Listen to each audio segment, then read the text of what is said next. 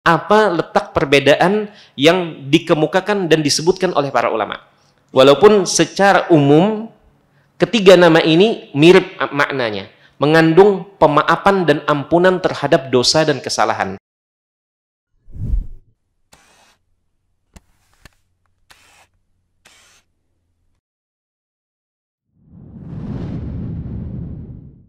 Assalamualaikum warahmatullahi wabarakatuh. Alhamdulillahi rabbil alamin, wal aqibatu lil muttaqin, wala udwana illa 'alal zalimin, wa usalli wa usallim 'alal mab'utsi rahmatan lil alamin, nabiyyina wa habibina Muhammadin wa 'ala alihi wa sahbihi ajma'in, wa man tabi'ahum bi ihsanin ila yaumiddin. Amma ba'd. Hadirin dan hadirat jamaah Masjid Al-Faruq yang semoga senantiasa dirahmati oleh Allah Tabaraka wa Ta'ala. Puji syukur kita haturkan kepada Allah atas seluruh nikmat yang diberikannya kepada kita, sehingga detik ini kita masih bisa melaksanakan berbagai macam ketaatan kepada Allah. Semoga Allah Tabaraka wa Ta'ala menerima segala amal ibadah dan kebaikan yang kita lakukan. Amin ya Rabbal Alamin. Salawat beriring salam semoga senantiasa tercurahkan kepada junjungan kita Nabi besar Muhammad sallallahu alaihi wasallam beserta segenap keluarga dan sahabat beliau. Jemaah sekalian yang dirahmati Allah, malam ini kita akan membahas dan memasuki nama yang ke-30, ke-31 dan ke-32 dari urutan Asmaullahil Husna dari kitab Al-Mukhtasar Al-Asna ini. Nama-nama yang akan kita angkat pada malam hari kali ini adalah nama Allah, yaitu Al-Afu, Al-Ghafur, dan Al-Ghaffar.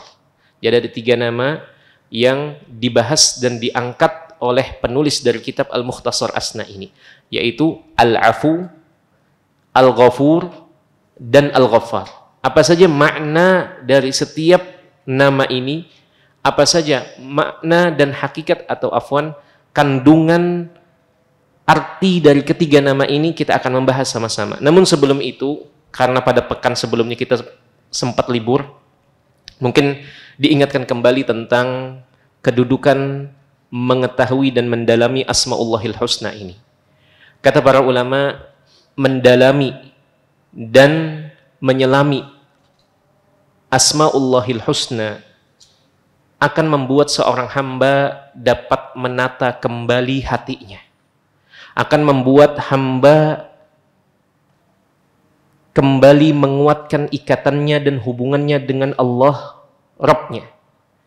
Dengan menyelami dan mendalami Asmaullahil Husna akan mendorong seorang hamba untuk semakin dekat kepada Tuhannya, dan itu merupakan buah manis dari mendalami dan memahami Asmaullahi Al-Husna.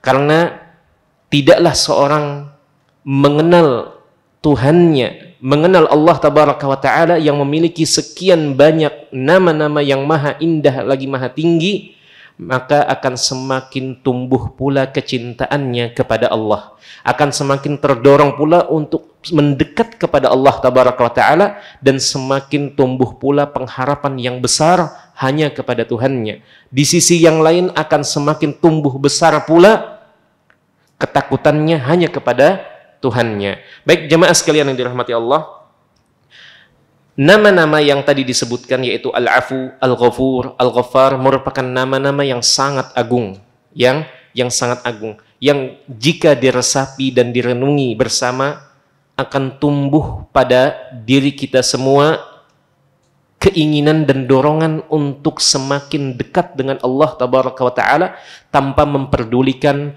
betapa banyak dosa yang telah kita lakukan atau yang masih kita lakukan. Baik, kita akan membahas sama-sama apa saja yang diangkat oleh penulis dari kitab ini. Baik, terkait maknanya. Poin yang pertama adalah tentang makna dari ketiga nama ini, Al-Afu, Al-Ghafur, Al-Ghaffar. Penulis di sini menyebutkan ma'aniha mutaqaribatun. Makna dari ketiga nama ini itu berdekatan atau mirip. Al-Afu yang maha pemaaf, Al-Ghaffar atau Al-Ghafur yang memberi ampunan, Al-Ghaffar yang memberi ampunan. Tetapi nanti kita akan temukan sedikit perbedaan antara Al-Ghafur dengan Al-Ghaffar, dan juga antara Al-Afu dengan Al-Ghafur. Apa letak perbedaan yang dikemukakan dan disebutkan oleh para ulama? Walaupun secara umum ketiga nama ini mirip maknanya, mengandung pemaafan dan ampunan terhadap dosa dan kesalahan. Baik, jemaah sekalian yang dirahmati Allah, penulis di sini mengatakan setelah menyebutkan ketiga nama ini berdekatan secara makna, kemudian dia mengatakan atau beliau mengatakan fal-'afwu alladhi yatajawazu 'anis sayyiati wa yamhuha. Nama Allah Al-'Afu itu merupakan makna atau nama yang mengandung makna dialah yang menghapuskan dosa-dosa serta kesalahan-kesalahan. Artinya kesalahan tersebut dihapuskan dan digugurkan, tidak tersisa catatannya. Ini makna Al-Afu. Makanya kalau di bulan suci Ramadan sering kita membaca Allahumma innaka afuwun tuhibbu al-afwa fa'fu anna. Nah, ini makna dari Al-Afu itu sendiri. Dialah yang menghapuskan dan menggugurkan dosa-dosa dan kesalahan-kesalahan hamba. Adapun kata penulis, Al-Ghafur adalah alladzi yatajawazu 'anis sayyiati wa yasturuha. Adapun makna dari nama Al-Ghafur adalah dia yang meloloskan dosa-dosa serta menutupi dosa-dosa tersebut. Jadi di sini bisa dilihat perbedaannya antara Al-Afu dengan Al-Ghafur. Kalau Afu itu Allah menghapuskan dosa-dosa tersebut. Bahkan kata para ulama, dari catatan amal keburukan yang dicatat oleh para malaikat itu juga dihapuskan di situ. Sudah dihapuskan. Itu jika Allah telah memberikan afu kepada hambanya. Adapun Ghafur itu identik dengan makna menutupi. Artinya Allah tutupi dosa-dosa kita agar tidak diketahui oleh orang lain. Allah tutupi dosa-dosa kita agar tidak tercium oleh orang lain. Dan Allah tutupi dosa-dosa kita agar tidak terbuka sehingga memantik murka dan siksa. Itu maksudnya. Itu makna dari Al-Ghafur. Kemudian penulis di sini menyebutkan fabil afwi tumhas sayyi'atu minis sijillat wala yabqa laha asar.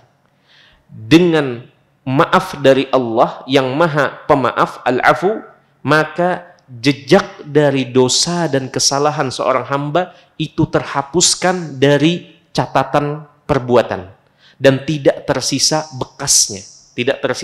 bekasnya di buku catatan tersebut. Amma bil ghufran, adapun dengan ampunan, maghfirah, fatustar ma'a baqaiha fil sijillat, itu tertutupi dengan tetap ada catatannya di dalam buku catatan amal perbuatan kita. Itu makna dari Al-Ghufran. Jemaah sekalian yang dirahmati Allah, kemudian penulis di sini menyebutkan dan wa fi kilaihima, dan pada keduanya, pada dua nama ini Allah sama-sama mengampuni orang atau hamba yang berbuat keburukan dengan tidak menurunkan hukuman dan siksa, baik itu ketika Allah memberikan maaf ataupun memberikan maghfirah atau ampunan.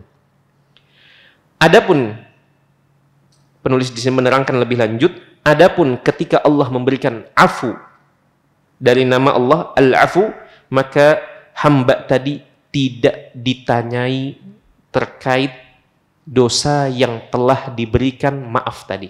Artinya ketika nanti dihadapkan ke hadapan Allah Tabaraka wa Ta'ala, Allah tidak akan menanyai itu kembali karena Allah tuh sudah menghapuskannya dan menggugurkannya.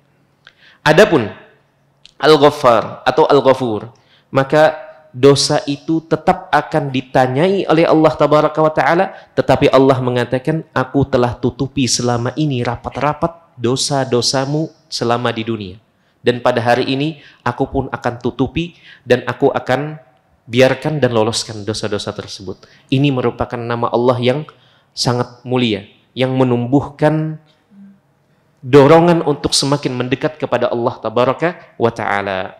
Maka jemaah sekalian yang dirahmati Allah, itulah perbedaan antara al-afu dan al-ghafur. Adapun al-ghaffar ini merupakan bentuk yang menunjukkan banyak sekali ampunan yang Allah berikan di balik nama al-ghaffar. Artinya Allah tabaraka wa ta'ala itu banyak memberikan ampun kepada hamba-hambanya. Nah, jika diurut atau jika diulang kembali dengan bahasa yang lebih sederhana, perbedaan antara al-afu dengan al-maghfirah, kalau al-afu itu berupa pemaafan atas dosa dan dihapuskan jejaknya. Adapun maghfirah itu lebih ke arah dimaafkan tetapi tulisannya atau catatannya tetap ada namun ditutupi, tidak dibeberkan dan dibocorkan kepada manusia. Demi Allah jemaah sekalian yang dirahmati Allah, kita ini banyak punya dosa dan kesalahan. Atau paling tidak jika kita merasa tidak melakukan dosa ataupun kemaksiatan, pasti ada ketidakmaksimalan dalam menunjukkan ubudiyah dan beribadah kepada Allah tabaraka wa ta'ala. Entah itu ketika sholat tidak maksimal, iya sholat, tidak meninggalkan sholat, tetapi tidak maksimal terkadang sholat kita. Masih kepikiran hal yang lain di luar sholat, masih mungkin tidak sempurna bacaan. Kalau sholat itu yang pengennya dibaca itu adalah Qul huwallahu ahad saja. Inna a'tainakal kautsar. Sudah. Kalau bisa 3 menit selesai. Ya kan? Tetap melaksanakan sholat. Tidak melakukan dosa. Karena meninggalkan sholat dosa kan? Tetap melaksanakan sholat. Tetapi pasti ada tidak maksimal dan tidak optimal kita dalam menjalankan ibadah-ibadah yang seharusnya kita tunaikan secara wajib kepada Allah tabaraka wa ta'ala. Dan itu diakui atau tidak, disadari atau tidak, itu banyak kita lakukan. Mungkin ada yang merasa, saya bisa menghindari, alhamdulillah banyak dosa-dosa besar saya tinggalkan. Tapi tidak luput dari dosa-dosa kecil. Dan tidak luput dari ketidakmaksimalan dalam menunaikan ibadah-ibadah tadi. Nah, ini banyak sekali yang tertinggal dan terluput dari kita. Makanya penting kita mengingat dan meresapi nama Allah Al-Ghafur, Al-Ghaffar, Al-Afu. Makanya bulan suci Ramadan adalah momen seseorang banyak minta kepada Allah tabaraka wa ta'ala.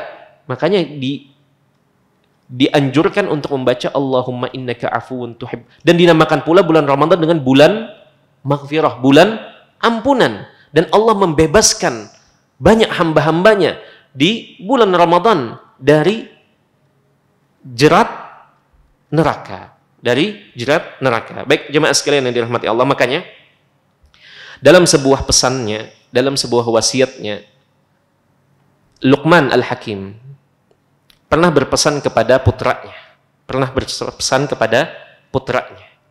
Kata beliau, ya bunayya. Dan ini bukan pesan yang termaktub di dalam Al-Quranul Karim, tetapi di dalam sebuah riwayat yang disandarkan kepada Nabi SAW. Luqman Al-Hakim, dan nama Luqman disematkan sebagai orang yang bijaksana. Al-Hakim itu yang bijaksana. Dia merupakan orang yang bijaksana. Makanya ia memberikan pesan-pesan penting berharga kepada putranya sebagai bekal si putra ini untuk mengarungi kehidupan ketika dia sudah tidak membersamai putranya. Di antara wasiatnya, di antara pesan penting yang ditinggalkannya kepada putranya, dia mengatakan, ya bunayya, awwid lisanaka, biasakan lisanmu untuk mengucapkan astaghfirullah. Untuk mengucapkan astaghfirullah. Aku meminta ampunanmu ya Allah. Karena engkau tidak tahu kapan ampunan Allah itu turun. Maka ketika kita memperbanyak ucapan itu di banyak kondisi dan banyak waktu, bisa saja ucapan itu mengenai turunnya pas dengan ampunan Allah dan diampuni oleh Allah tabaraka wa taala. Dan ini pula yang dikatakan oleh salah satu orang hakim, orang bijak dari umat ini, yaitu Hasan al-Basri. Hasan al-Basri juga memberikan pesan yang senada kepada kaum muslimin.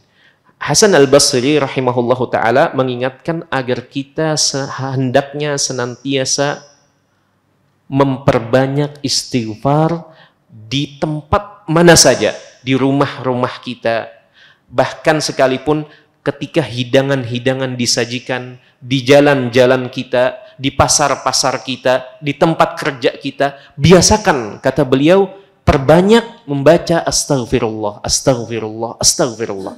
Karena kata beliau, Allah tabaraka wa ta'ala punya waktu yang di waktu tersebut ampunannya diturunkan, dan siapa yang bertepatan dengan waktu itu ia meminta ampunan Allah, maka akan diberikan ampunan tersebut atas dosa-dosanya, walaupun dosa-dosanya itu menggunung.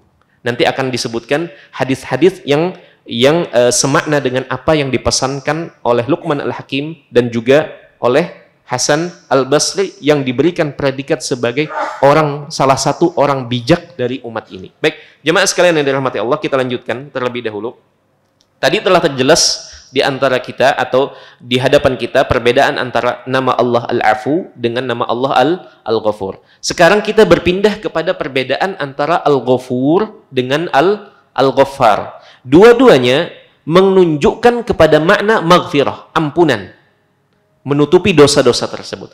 Tetapi apa bedanya antara Al-Ghafur dengan Al-Ghaffar? Nah, para ulama menjelaskan bahwasanya Al-Ghafur itu merupakan atau menunjukkan sifat maghfirah ma'at tikrar.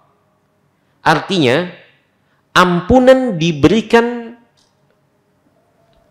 bukan secara jumlah, tetapi secara berulang-ulang. Diberikan secara berulang-ulang, sering kali. Artinya Allah memberikan ampunan sering kali kepada hambanya. Hari ini berdosa, melakukan satu dosa, meminta ampunan, dikasih sama Allah maghfirah. Besoknya mengulangi yang sama, minta lagi ampunan dari Allah, dikasih lagi. Artinya berulang-ulang Allah memberikan ampunan. Adapun Al-Ghaffar, bedanya adalah itu menunjukkan sifat maghfirah bikasrah. Dalam waktu yang sama Allah memberikan ampunan yang luar biasa yang menghapuskan puluhan, ratusan dosa di saat itu. Bisa dibedakan antara Al-Ghafur dengan Al-Ghaffar. Dua-duanya menunjukkan banyak dan sering. Tetapi yang identik dengan sering dan berulang-ulang adalah Al-Ghafur. Adapun dari sisi kuantitas, banyak sedikitnya, itu berkaitan dengan nama Allah Al-Ghaffar. Baik, jemaah sekalian yang dirahmati Allah, itulah perbedaan, sedikit perbedaan dari ketiga nama ini.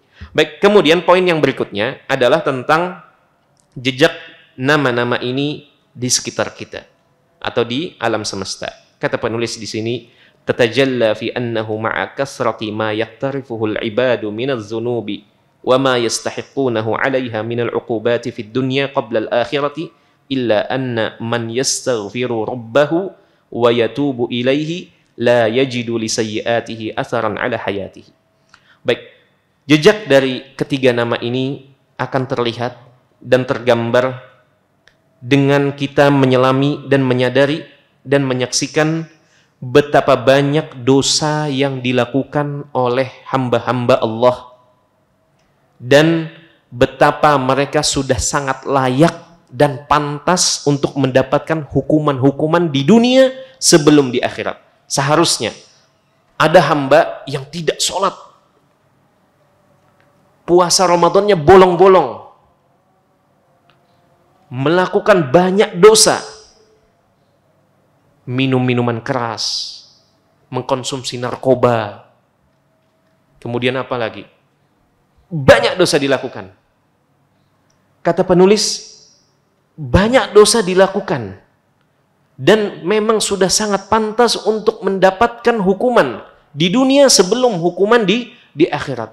Namun lihat, ketika hamba ini ia mengangkat tangannya kepada Allah, atau ia menggerakkan lisannya di satu momen, ia meminta astaghfirullah, ya Allah, aku minta ampunanmu ya Allah. Atau ia mengangkat tangannya kepada Allah, kemudian meminta, ya Allah, aku minta ampunanmu, karena engkaulah yang maha pengampun, tidak ada yang mengampuni kecuali engkau ya Allah. Maka Allah memberikannya.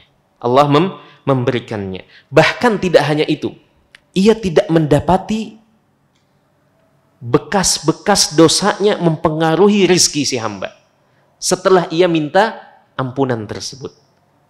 Allah tidak akan menunjukkan sikap menjauh, walaupun sebelumnya hamba ini telah menjauh dari Allah dengan dosa-dosanya, kemudian ia ingin mendekat kembali kepada Allah, Allah tetap menerimanya. Allah tetap membukakan pintu maaf kepada si hamba. Coba kalau kita, ini sekedar penyederhanaan, coba kalau kita, ada orang rancak berbuat salah lawan kita, rancak menipu kita, sekali menipu kita, minjam duit ya, 100.000 ya, karena 3 hari dibeli kakannya. Sekalinya setelah 3 hari kita tagih, kada tahu orangnya. Limbah itu, ayway, kada lagi hakun minjami misalkan. Limbah itu sebulan kemudian datang lagi kepada kita. Kira-kira pian tetap mau memberikan duit 100.000 atau kada? Mungkin kalau manusia beda-beda. Ada yang mengambil ke hati, ada yang kada. Dibari 100.000, baik kita ambil contoh yang orang dasar baikan, dibariknya lagi, dipinjeminya lagi 100.000. Ternyata sama, kada tahu lagi. Bulan ketiga datang lagi. Sebaik-baiknya orang pasti nanti ada kada hakun lagi, ya kan? Nah, namun ini adalah sifat sesama manusia, makhluk yang penuh dengan kekurangan dan sifat-sifat kurang. Berbeda dengan Allah tabaraka wa ta'ala. Berapa kali kita berbuat dosa dan berapa kali kita minta ampun kepada Allah tabaraka wa ta'ala, namun tidak mengurangi jatah rizki kita sekalipun. Ustadz, terkadang saya dapat sakit, terkadang saya dapat musibah. Itu dibandingkan dengan dosa-dosa ini, kalau Allah mau hitung-hitungan, maka akan mungkin tidak layak kita untuk menikmati udara yang kita hirup ini. Yang diberikan sama Allah itu hanya secuil agar mengingatkan si hamba untuk kembali kepada Allah tabaraka wa ta'ala. Baik, kita lanjutkan.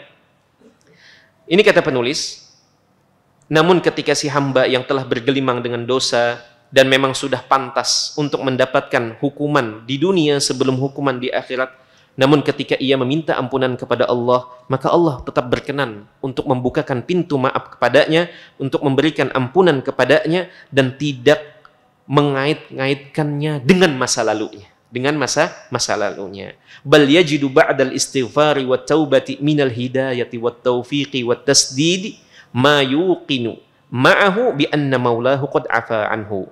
Bahkan kata penulis, orang tadi setelah ia beristighfar, betul-betul tulus bertaubat kepada Allah, dan Allah membukakan pintu taubat kepadanya, pintu maaf kepadanya, ia semakin mendapatkan hal yang lebih dari itu. Tidak hanya mendapatkan ampunan dan penghapusan dosa dari Allah tabaraka wa ta'ala, ditambah sama Allah dikasih hidayah dan bimbingan untuk bisa terus berada di atas ketaatan kepadanya, di atas ketaatan kepadanya, sehingga ia dapat semakin yakin bahwasanya Tuhannya telah menurunkan ampunannya kepadanya.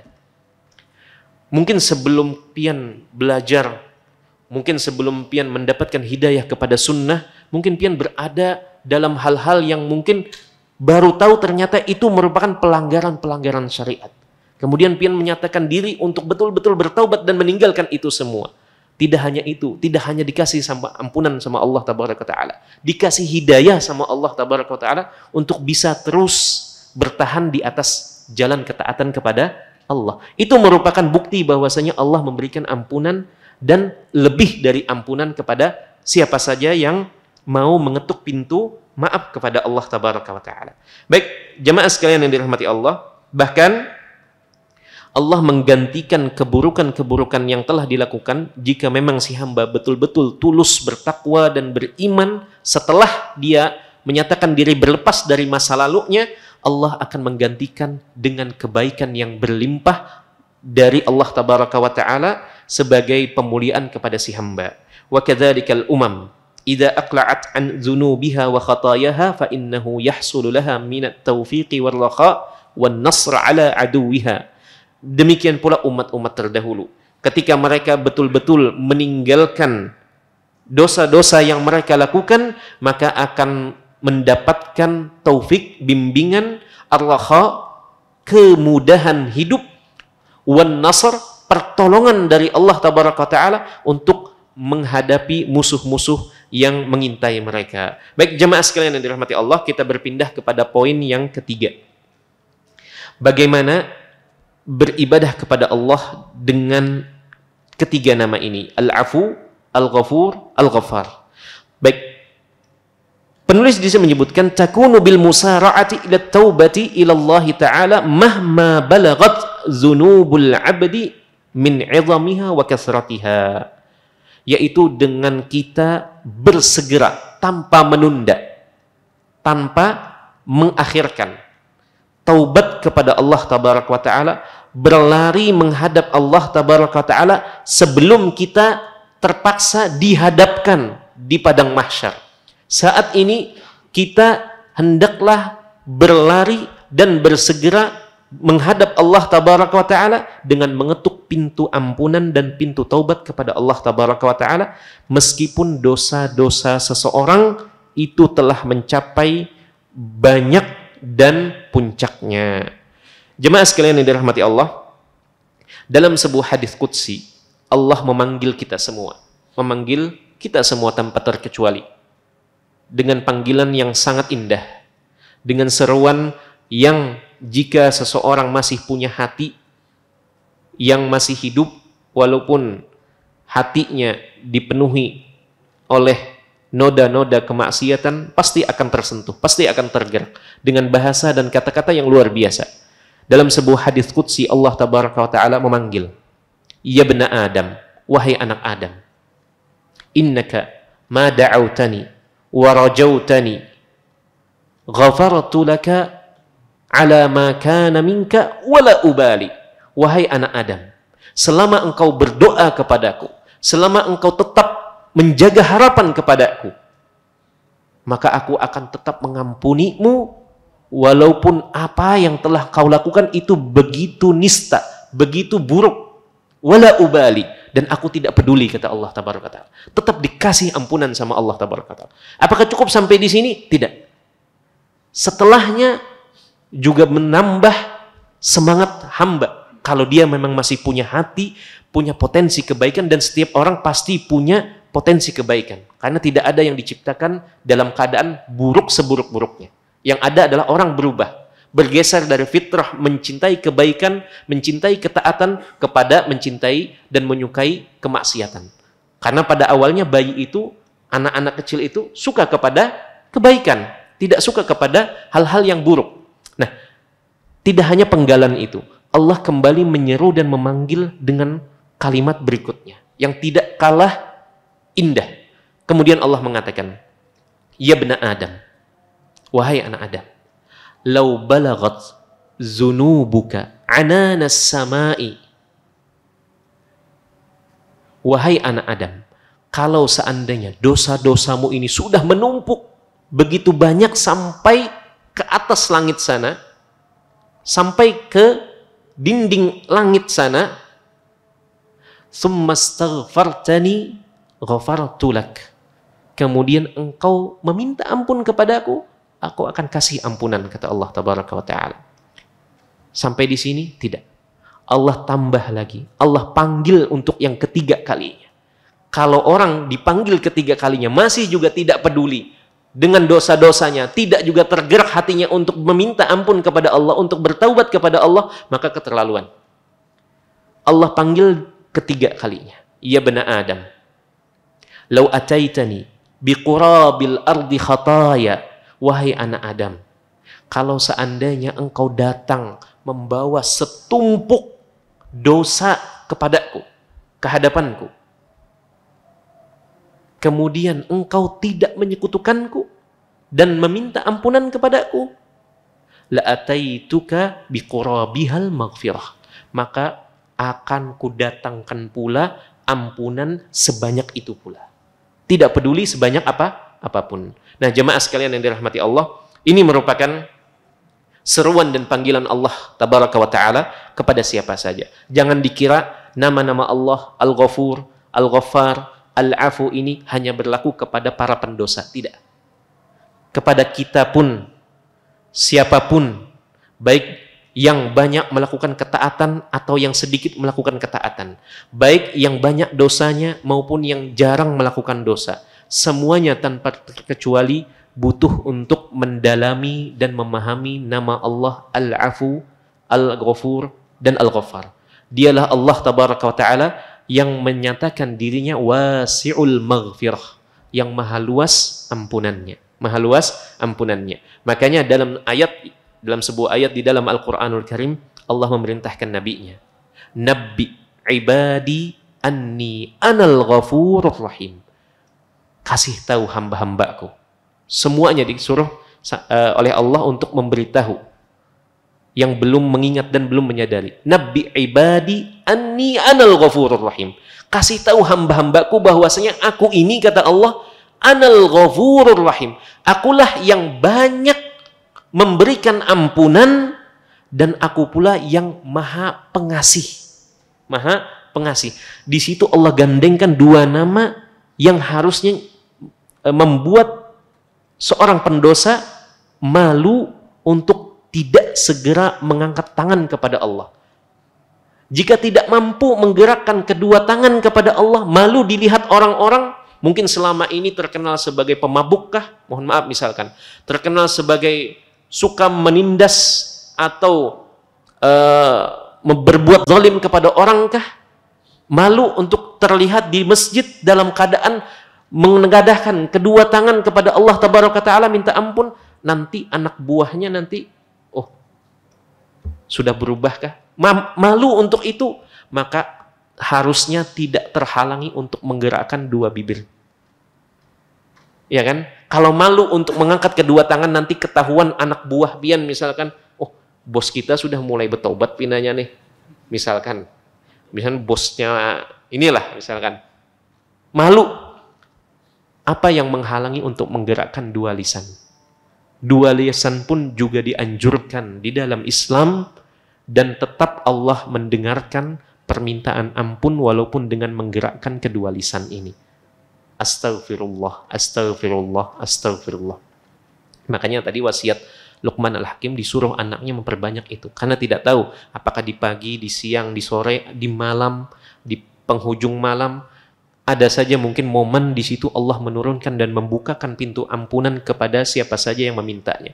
Ketika bertepatan dengan permintaan itu, maka Allah akan berikan, karena Allah maha pengampun lagi maha pemberi maaf. Baik jamaah sekalian yang dirahmati Allah, makanya Nabi SAW, Nabi kita,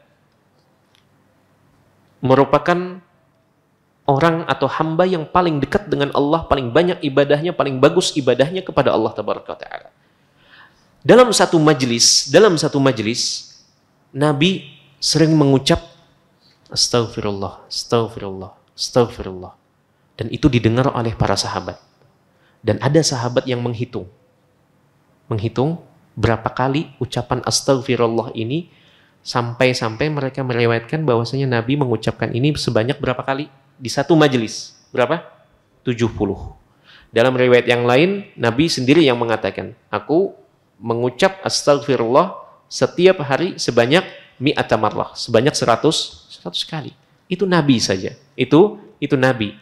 Hamba yang telah mendapatkan jaminan dan kepastian surga oleh Allah tabaraka wa ta'ala. Hamba yang dinyatakan dalam hadis syafaat sebagai hamba yang telah diampuni dosa yang terdahulu maupun dosa yang berikutnya kalau melakukan dosa. Bagaimana dengan kita? Masihkah susah kita mengucapkan Astaghfirullah, Astaghfirullah ketika kita di jalan, ketika kita hendak terlelap tidur, ketika kita hendak menunggu, atau ketika kita berada di pekerjaan, misalkan sedang ada jam kosong, daripada hal-hal yang tidak mendatangkan manfaat, kita ucapkan Astaghfirullah, Astaghfirullah, dan seterusnya. Baik, jemaah sekalian yang dirahmati Allah. Kemudian penulis di sini menyebutkan ma'al yaqini bi anna Allah Ta'ala yaghfiru liman istaghfarahu. Tentunya kita segera mendatangi Allah dengan bertaubat kepada Allah meskipun dosa-dosa kita itu menggunung atau menumpuk. Kita tetap bersegera untuk bertaubat dan meminta ampunan dengan membawa keyakinan bahwasanya Allah akan memberikan ampunan kepada siapa saja yang meminta ampunan Allah, dan Allah akan membukakan pintu taubat bagi siapa saja yang mengetuk pintu taubat kepadanya. Dari Anas, kata penulis, dari Anas radhiyallahu taala anhu, anna Rasulullah sallallahu alaihi wasallam, bahwasanya Rasulullah sallallahu alaihi wasallam bersabda, "Lau kana libni Adama wadin min zahabin, ahabba anna lahu wadiyan akhar." Kalau bagi seorang anak Adam diberikan dan ia akhirnya memiliki satu lembah yang isinya itu penuh dengan emas.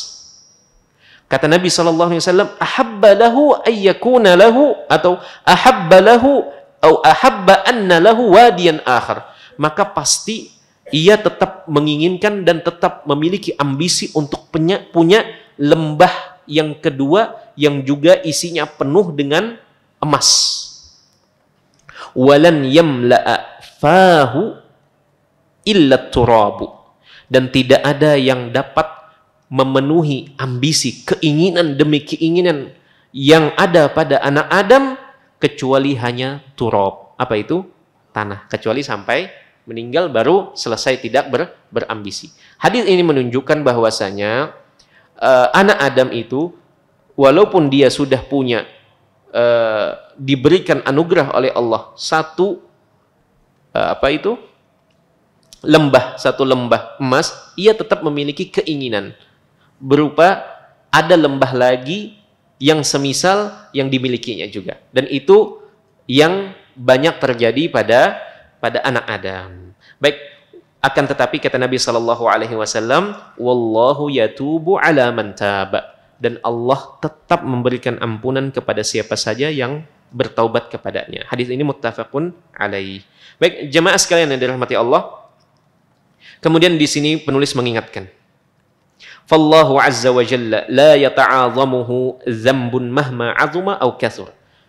Perlu diingat di sini, perlu dicamkan di sini bahwasanya Allah itu sama sekali tidak ada merasa ada dosa yang sulit untuk diampuni olehnya, meskipun dosa itu benar-benar besar atau benar-benar banyak.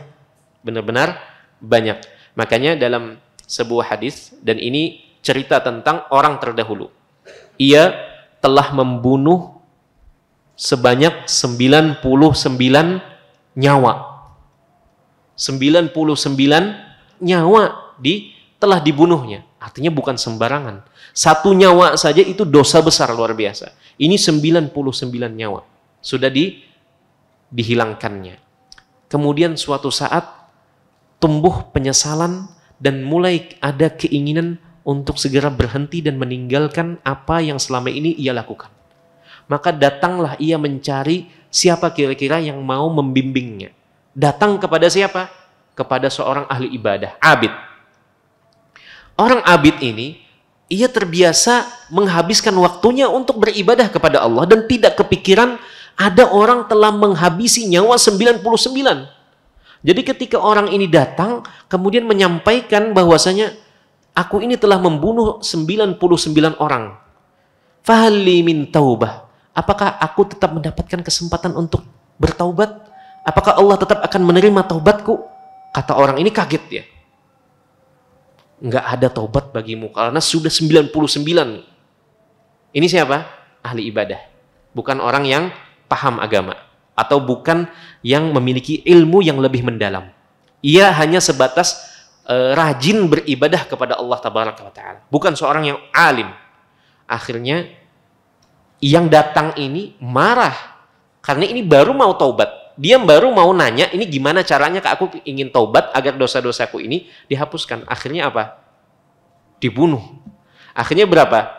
100 jumlahnya bilangannya. Penulis di sini menyebutkan bahwasanya Allah Subhanahu wa taala Rabbuna, Tuhan kita itu tidak ada menganggap dosa sebanyak apapun, seberat apapun itu sulit untuk diampuni olehnya. Karena Allah memiliki ampunan dan pemaafan yang jauh lebih luas dan lebih besar daripada dosa-dosa hambanya. Daripada dosa-dosa hambanya. Baik, kemudian penulis di sini menyebutkan dalil-dalil, poin yang keempat, dalil-dalil yang menyebutkan dan menetapkan bahwasanya nama Al-Afu, Al-Ghafur, Al-Ghaffar itu merupakan bagian dari nama-nama Allah Tabaraka wa Ta'ala. Di antaranya Al-Afu, Allah Tabaraka wa Ta'ala menyebutkan dalam surat Al-Hajj ayat 60, Innallaha la'afuun ghafur. Sesungguhnya Allah Maha Pemaaf lagi Maha Pengampun. Baik. Kemudian adapun tentang Al-Ghaffar disebutkan di antaranya dalam surat Thaha ayat 82, wa inni laghaffarun liman taba wa amana wa amila salihan tsumma ihtada. Sungguh aku Maha memberikan ampunan bagi siapa saja yang bertaubat dan beriman dan beramal saleh, kemudian ia mendapatkan petunjuk. Baik jamaah sekalian yang dirahmati Allah, kembali kepada kisah tadi tentang orang yang telah membunuh 99 nyawa, kemudian ia datang mencari orang yang kiranya menunjukkan cara bagaimana bertaubat kepada Allah dari dosa yang banyak ini. Tidak sembarang 99 nyawa telah melayang di tangan orang ini.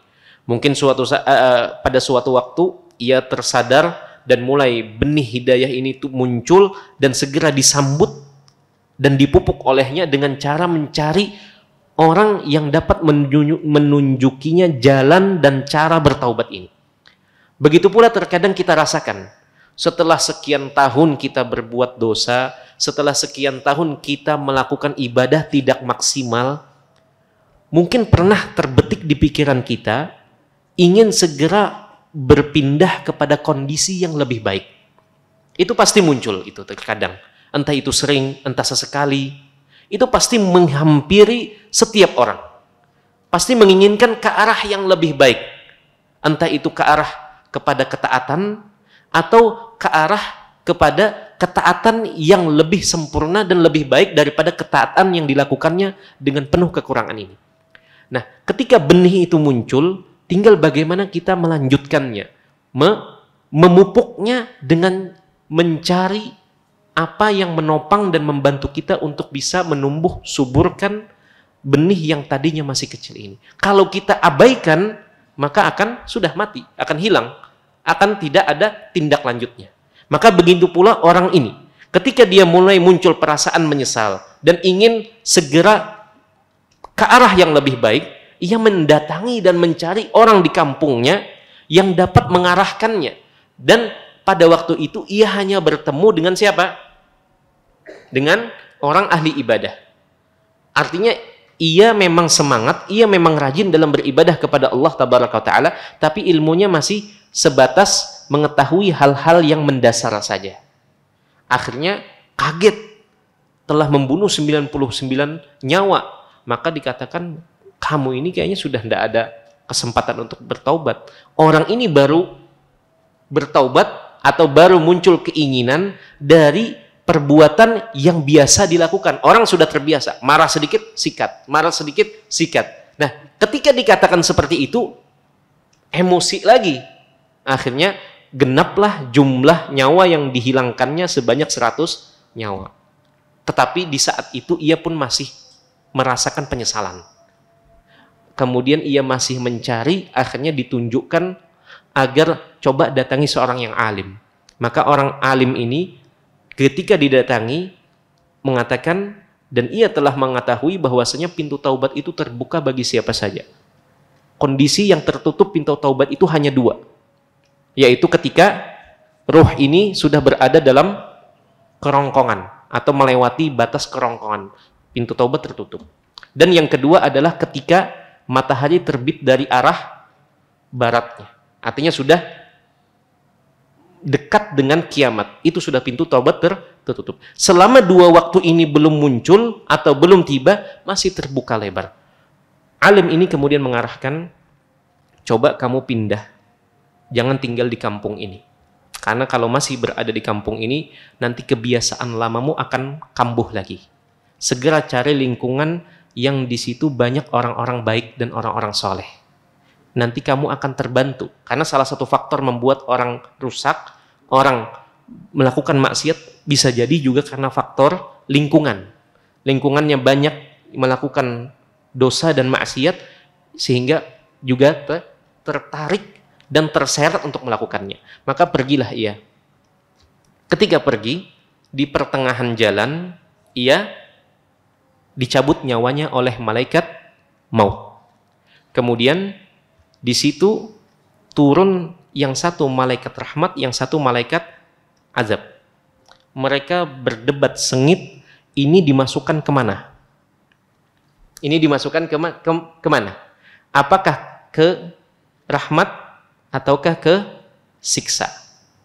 Maka akhirnya dicari jalan tengah, disuruh mengukur langkah kaki orang ini dari kampungnya kepada kampung yang hendak dituju. Ini orang ini belum sampai kepada kampung yang diarahkan oleh orang yang alim ini.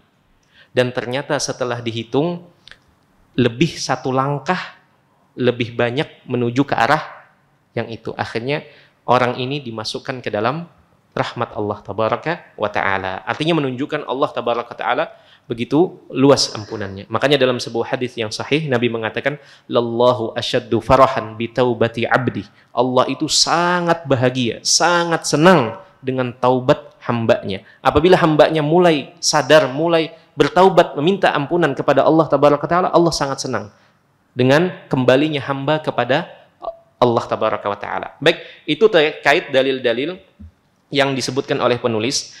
Terkait nama Al-Ghafur ini sendiri, ini merupakan nama yang sangat istimewa, di mana Allah menyebutkan di 90 tempat di dalam Al-Quranul Karim. Artinya sangat banyak sekali Allah menyebutkan tentang nama Al-Ghafur ini. 90 kali di 90 ayat Allah menyebutkan dirinya Maha Pengampun. Ini menunjukkan makna yang sangat Allah ingin tanamkan kepada hamba-hambanya. Allah mengingatkan sebanyak 90 kali di dalam Al-Quranul Karim terkait nama Al-Ghafur. Adapun nama Al-Ghaffar itu sebanyak 5 kali. 5 kali. Baik, jemaah sekalian yang dirahmati Allah, kita tutup. 8 menit. Kita tutup dengan sebuah hadis yang dibawakan dan ditutup oleh penulis juga di sini. Hadis dari Abu Hurairah radhiyallahu taala anhu. Yang hadis ini dikeluarkan di dalam Sahihain, di dalam Sahih Bukhari dan Sahih Muslim, muttafaqun alaih. Bahwasanya Nabi sallallahu alaihi wasallam bersabda, "Aznaba 'abdun dzamban." Seorang hamba itu melakukan satu dosa. Faqala, "Allahumma ighfirli dzambi." Kemudian setelah melakukan dosa itu, ia muncul penyesalan. Kemudian ia berdoa kepada Allah, "Ya Allah, ampunilah dosaku ini." Faqala Allah azza wa jalla, faqala tabaraka wa ta'ala, kemudian Allah mengatakan, "Aznaba 'abdi dzamban." Hambaku ini telah melakukan dosa. Fa'alima anna lahu rabban yaghfiru dzamba wa ya'khudhu bidzambi. Hambaku ini telah melakukan dosa, tetapi ia sadar, ia yakin, ia percaya bahwasanya ia punya Tuhan yang mengampuni dosa dan juga dapat menghukum atas dosa. Nah, ini 2 sisi yang tidak boleh dilupakan. Jangan hanya menganggap Allah itu mengampuni sehingga kita terbuai dengan ampunan Allah. Tetapi ingat, di sisi yang lain Allah juga dapat menghukum atas dosa. Makanya dalam ayat yang tadi pernah kita singgung, ada yang masih ingat? Nabbi ibadi anni anal ghafurur rahim. Kasih tahu kepada hamba-hambaku bahwasanya aku ini adalah yang Maha Ghafurur Rahim, yang Maha Pengasih lagi Maha Penyayang. Tidak hanya sampai di situ, setelahnya langsung Allah mengatakan wa anna azabi huwal azabul alim, dan ketahui pula, kabarkan pula bahwasanya siksaku ini merupakan siksa yang pedih. Artinya jangan semena-mena, jangan beranggapan konyol bahwasanya kita punya Allah yang Maha Pengampun, artinya terus melakukan dosa, dan merasa aman dari siksa Allah. Karena dalam hadis ini disebutkan Allah bisa saja memberikan ampunan, tetapi bisa saja menghukum atas dosa yang dilakukan. Tetapi hamba ini sadar bahwasanya Tuhannya ini dapat memberikan ampunan dan dapat pula menghukum. Makanya ia segera meminta ampunan setelah melakukan satu dosa ini. Dia segera meminta ampunan kepada Allah Tabaraka Ta'ala. Dan Allah katakan, hambaku ini meminta ampun dan dia tahu bahwasanya dia punya Tuhan yang memberikan ampunan tetapi dapat juga memberikan hukuman atas dosa. Kemudian summa ada fa'adzab. Kemudian hamba ini kembali melakukan dosa tersebut dan melakukan dosa yang sama. Faqala ay rabbi ighfir li dzambi. Kemudian ia mengatakan, ya Tuhanku, ampunilah dosaku ini. Faqala, kemudian Allah Tabaraka Ta'ala mengatakan, abdi aznaba dzamban. Hambaku ini yang tadi yang sudah minta ampunan ini kembali berulah, kembali melakukan dosa. Fa'alima anna lahu rabban yaghfiru dzamba wa ya'khudhu bidzambi. Tetapi ia sadar, ia punya Tuhan yang mudah memberikan ampunan, tetapi juga jangan lupa ia juga dapat memberikan hukuman. Makanya ia minta ampunan. Begitu melakukan satu dosa, dia minta ampunan lagi. Summa ada fa'adzab. Yang ketiga kalinya, ia kembali melakukan dosa yang sama dan kembali meminta ampunan kepada Allah Tabaraka wa Ta'ala, dan Allah kembali mengatakan, hambaku ini lagi-lagi berbuat dosa dan dosanya itu sama, diulang lagi. Tetapi ia segera minta ampun kepada Allah Tabaraka wa Ta'ala. Kemudian Allah mengatakan ia melakukan itu karena ia menyadari bahwasanya ia punya Tuhan yang memberikan ampunan tetapi juga dapat memberikan hukuman. Kemudian Allah mengatakan, i'mal ma syi'ta faqad ghafartu laka. Sekarang lakukanlah apa yang engkau mau, aku tetap akan memberikan ampunan. Selama kapan? Atau selama apa? Si hamba ini tetap meminta ampun kepada Allah Tabaraka wa Ta'ala. Artinya begini, bukan berarti seseorang diperbolehkan untuk terus-terusan berada di dalam dosa itu atau di dalam dosa dengan tetap meyakini Allah itu Maha Pengampun tetapi tidak meminta ampunan. Meyakini Allah nanti mengampuni, tapi nanti aja di ujung, dirapel dulu, ditumpuk dulu, nanti di akhir. Nah ini sebuah kekeliruan dalam meyakini nama Allah Al-Ghafur dan Al-Ghaffar ini. Ketika kita terlanjur melakukan sebuah dosa, entah itu karena godaan syahwat, atau karena bisikan setan, atau karena ajakan lingkungan, teman, dan seterusnya, melakukan dosa, muncul penyesalan, segera bertaubat kepada Allah Tabaraka Ta'ala. Angkat kedua tangan, agak ragu untuk mengangkat kedua tangan, ucapkan, gerakan dua bibir kita ini untuk mengucapkan astagfirullah. Baik, jemaah sekalian yang dirahmati Allah, masih sisa 2 menit, kita akhiri dengan sebuah ayat yang juga ayat ini dikenal sebagai ayat yang berisi pengharapan paling besar di dalam Al-Quranul Karim. Ayat yang disebutkan oleh sahabat Nabi Abdullah ibn Mas'ud radhiyallahu ta'ala anhu sebagai arja ayatin fi kitabillah. Artinya ayat yang mengandung pengharapan terbesar bagi seorang hamba kepada Allah Tabaraka Ta'ala. Setiap hamba yang mendengar ayat ini, maka akan tumbuh dan muncul pengharapan yang besar kepada Tuhannya. Ini disebutkan oleh Ibnu Mas'ud radhiyallahu ta'ala anhu. Baik, karena di dalam Al-Quranul Karim sedikit disampaikan, di dalam Al-Quranul Karim itu, ayat-ayat itu ada beberapa ayat yang dinamakan ayat yang paling agung atau ayat paling istimewa. Ada ayat yang dinamakan ayat yang paling besar pengharapan atau yang menumbuhkan pengharapan roja kepada Allah Tabaraka Ta'ala. Ada pula ayat yang di situ paling berpotensi menumbuhkan ketakutan yang besar kepada Allah Tabaraka Ta'ala. Jadi ada beberapa ayat dan ada karangan yang mengumpulkan itu semua. Jadi ayat yang paling agung ini, ayat yang paling roja adalah ini, dan seterusnya. Nah, ini adalah ayat yang disebutkan oleh Abdullah bin Mas'ud radhiyallahu ta'ala anhu, adalah ayat yang akan menumbuhkan pengharapan yang besar kepada Allah Tabaraka Ta'ala. Tidak ada ayat yang semisal dengan ayat ini. terkait dalam masalah roja, pengharapan kepada Allah Tabaraka wa Ta'ala.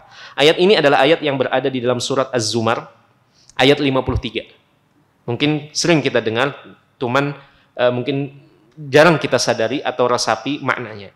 Ayat ini berbunyi seperti ini. Qul ya ibadiyalladzina asrafu ala anfusihim la taqnatu mir rahmatillah. Ini Allah yang mengatakan. Allah yang berfirman. Qul, katakanlah wahai Muhammad, sampaikanlah. Ya ibadi. Allah memanggil dengan seruan panggilan, wahai hamba-hambaku. Allah panggil dengan seruan dan panggilan yang di situ menunjukkan Allah menginginkan kebaikan kepada hamba-hambanya. Allah katakan, ya ibadi, wahai hamba-hambaku. Alladzina asrafu ala anfusihim, yang telah kelewatan batas terhadap diri mereka sendiri.